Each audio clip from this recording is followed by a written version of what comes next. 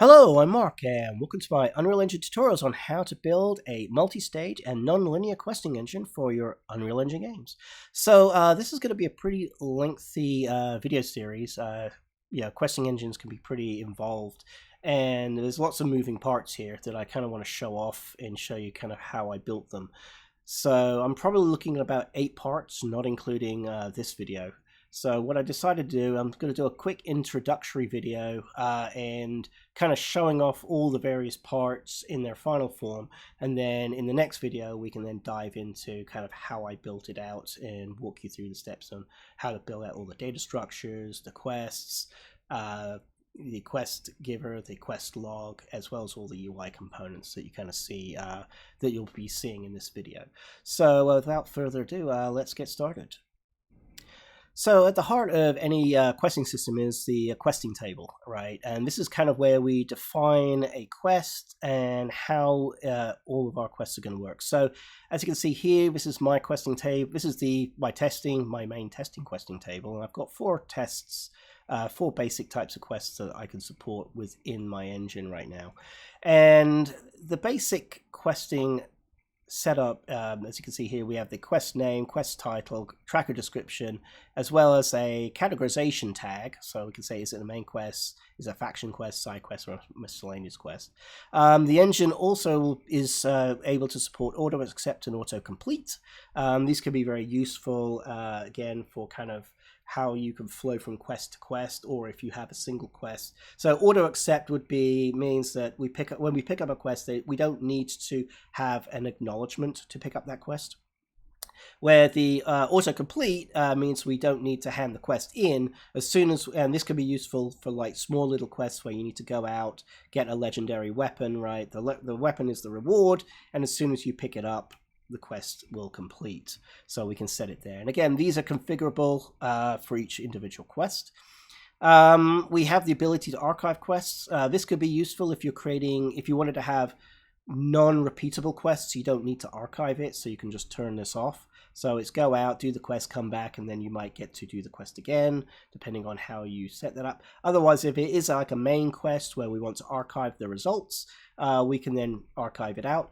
But then also the system is designed so that we can have the concept of passing a quest or failing a quest. And again, I wanted to create, because the way I wanted to build this engine is really to be more like a choose your own adventure type engine where you could have quests which could fail, which means it could open up other story arcs based on how you performed within a certain quest. And so for that, if we needed to, we could also go ahead and archive a fail quest. By default, it's turned off, so if we fail the quest, we don't archive it. But if we wanted to, we could archive those if we needed to take a look and see if that opens up other types of quests if we fail that quest. Like everything else, this is systems designed around multi-stages within a quest. So each stage is technically a map.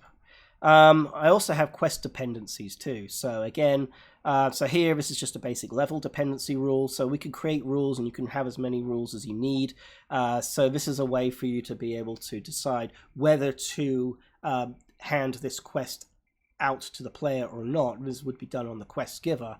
It can then go into the quest log based on your archive, right? So, or this one's actually based on player level. If I come down to quest 2, this one's actually based on quest ID. So you could say quest ID, you can give it some basic rules, and then we've got a value. This is what we want to evaluate whether, and because this is a quest ID, we can take a look at quest passing versus failing. So again, allows you some flexibility in how you want to create your quest arcs at the quest level, and so that can be done through the quest dependencies. Rewards, again, you've got XP, currency, and inventory. And my rewards system is designed in the engine is actually an aggregated system, so you could technically aggregate your quest rewards from objectives to stages and to the quest itself. And then I also added a little support here for my dialogue system as well, if I wanted to hand out quests through a dialogue system versus through a pop-up widget. So as you can see, let's go back to quest 1 again. So again, that's so that you've got the quest. So then within the quest, you've got stages, and you could have multiple stages within the system. And again, and then on the stages, we've got objectives. So at the stage level, again, we've got the stage name, description, and the logic rules. And so what I wanted to do is I wanted to create a system where I could actually have branching. So the stage system actually works a lot more like a state machine, and this is where I say it's non-linear. So you don't necessarily move from stage 1 to stage 2 to stage 3 to stage 4.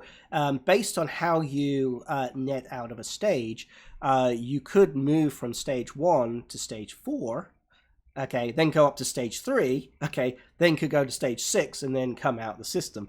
And so you could create different paths even through the quest itself using the stage system. And what I set up is actually within this system, you've got two types of stage logic. You've got the pass fail, which is the default. So this would be taking a look at the objectives and saying, did you pass the objectives or did you have a failing objective, right? Versus a branch objective. And branch objectives could be useful if you wanted to branch out.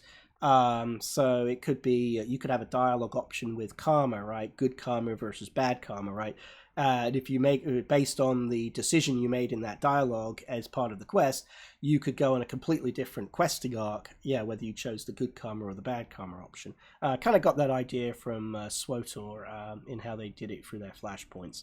But that's in there, and you just set that to branching stage versus the pass-fail logic, which is just the regular, did you pass it or did you fail it? And this is just how we'd interpret the objectives on the stage. If we're using pass-fail, I'm just going to come to 2 since 2 is a pass-fail example. Then we have next stage versus, yeah, all successful fail. So just because I failed, I may have failed the stage, but it doesn't necessarily mean I failed the quest, right? So it could be that if I fail that stage, I may have to go to a different stage in order to try and salvage the quest. Versus if I passed it, then I can go to the passing. But because I created the stage movement to work more like a state machine, even here in stage 2, I've got some objectives, and if I pass, I go to none, which means that the quest is complete. So if I get, versus if I fail it before I can complete the passing objective, I may end up going back to stage 2 anyway, fail. So again, you can move through these things in a non-linear way because the way that the system works is more like a state machine versus just an iterator pattern. And so that's the stages. And then on the objectives, I can come in here. So as you can see, I've got passing objectives. So again, objective name, description, the type, so location, kill, interaction, collection, active timer, and passive timer. I made a distinguish between here because a passive timer would really be external, where an active timer would be something like you've got 30 seconds or you've got, a minute to complete something, right, before time expires, things like that. And so the system it does have the ability to do active time objectives. Again, if I'm using pass-fail, then I've got to complete or to fail. If I'm switching to branching, then I can just switch the rule over to branching and it will act as a branching rule. Pass-fail will use the stage succeed versus stage fail, but if I'm using a branching, then we use a key value pair down here. So if this objective is met, then we will go to the next stage. Versus if this one's met, then we'll go to the next stage. So that's kind of how I set that up to handle branch logic within the stages. And so yeah, and again, rewards. As you can see, I can have I can put out rewards on each objective. I could also put them on the stage. And you could also have them on the quest. And the idea is the system can allow you to create an aggregated reward system. So you could technically aggregate up XP or currency or even types of rewards based on how you moved through for each stage within the system, if that's what you wanted to do. again, they're all optional, and it's all roll up. All right, so, and that should do it. So this is an example of a timed quest here, and so what I've got here. So as you can see, if I'm using a time quest, I use active timers. So for the most part, most of these are just metadata, but collection and active timer actually do have some logic within the engine, just to let you know. But yeah, it's all set up. You just set your quest, and it will then the engine will then help to manage and play out all of that stuff for you. Okay, so that is the questing table. So the next thing I'll do is I'll probably come over to the third-person controller and kind of walk you through some of the simple stuff that's set up in the quest log. Okay, so for me, I like to put my quest log in the controller. Just for me, it kind of just makes sense. I kind of see the controller as kind of like the brains, right? So for things like XP, management, abilities, and the quest log, I like to put up here in the controller, since that can kind of move between characters. If I decide to create a game where I want to create mounts or auto possession of vehicles between characters and stuff, the controller is always the thing that moves. So I don't necessarily have to then try and figure out where I left my character body. So that's kind of what I like to put in the controller. So here's the quest log, and on the quest log I've got 2 events which are up here in the controller that I'm firing, and then I've also got this enhanced input action which will open up the quest log, and we can see how that works. But this is where I have the autocomplete. So whenever an autocomplete happens, the quest in the quest log will fire. Well, the quest will fire up to the quest log, and then the quest log will then fire back up to its host, where it will then go ahead and execute the logic. And here I've just got a function which is sitting in the controller, which will then go ahead and work through that. So that's kind of how that's going there. And then I've also got the same for, if it's an active timer event, then every second or every tick, this thing will go off, updating the clock. And again, this only ticks when there's an active time event going on the quest. And again, so the way that the systems run is each quest is actually, it's going to be its own independent object, which it will manage its own logic within the questing engine. And then the quest log component is actually acting as a facade around it. That way, nothing really needs, that is dependent on interacting with, if it needs to interact with the system, right, it's going to interact with the log, and then the log will then surface up the information based on each quest that is ticking within the system itself. So we can kind of keep that kind of clean for the most part. And so that's the controller. And then on the character, so this is kind of where I'm running most of my code for testing. But as you can see on the begin play, we're going to go ahead and create a hard widget.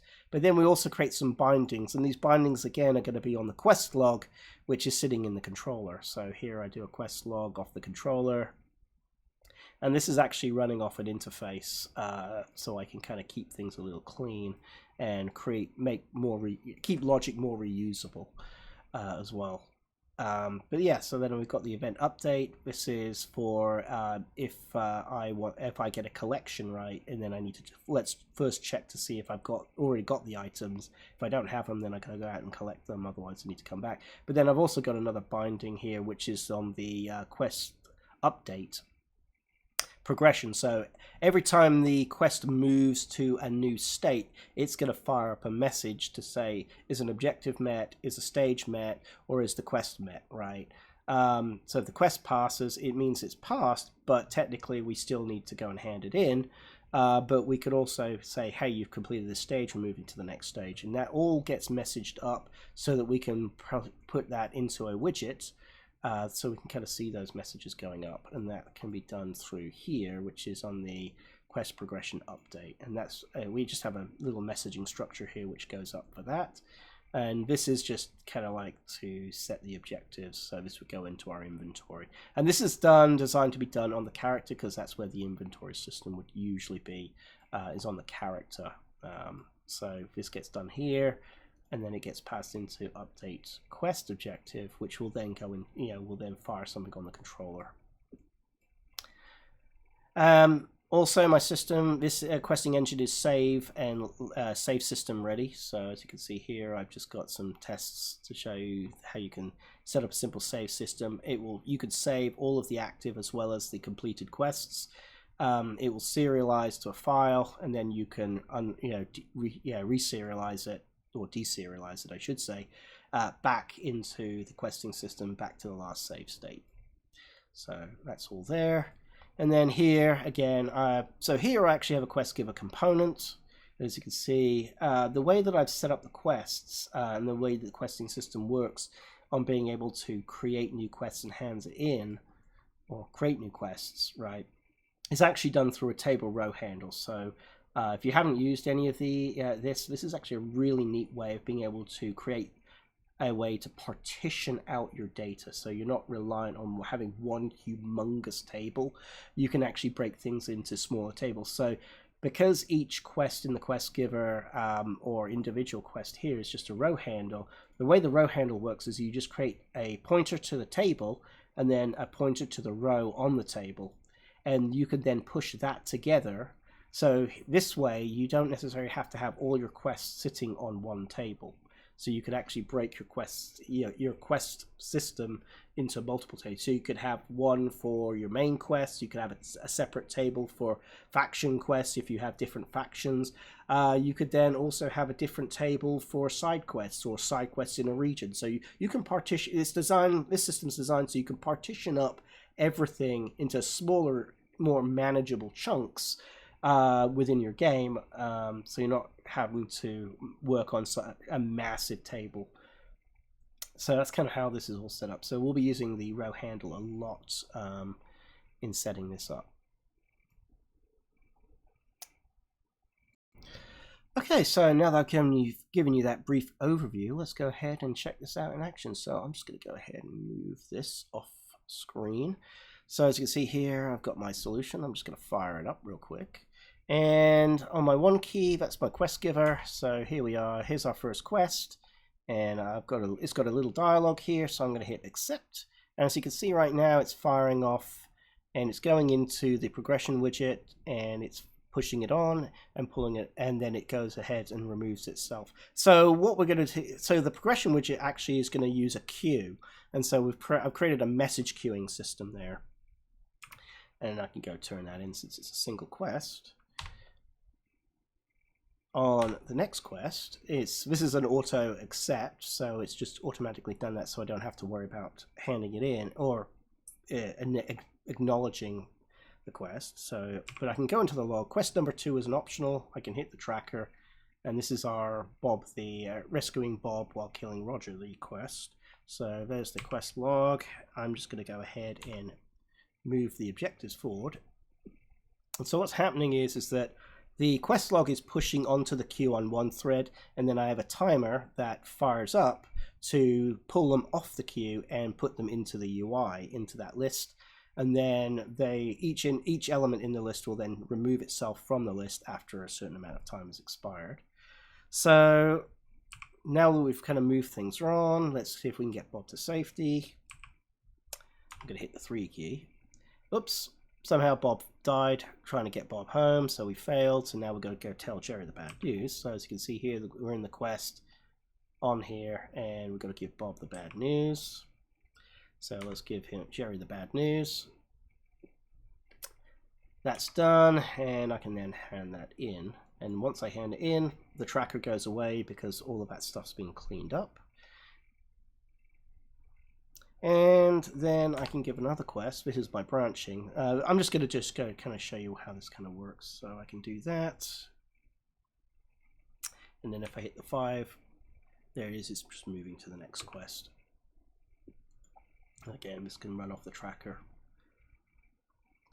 And then if I just bring this back, I'll just run my example of my timed quest real quick. And that's on 6, so I can run multiple quests. So as you can see here, now I have quest. I can put the tracker up. I'm going to hit the L key. I've got that little timer there just to kind of show you the times incrementing up, and as soon as time hits, the system will then say, okay, and it's passed, and as you can see, it's now removed it from the tracker again.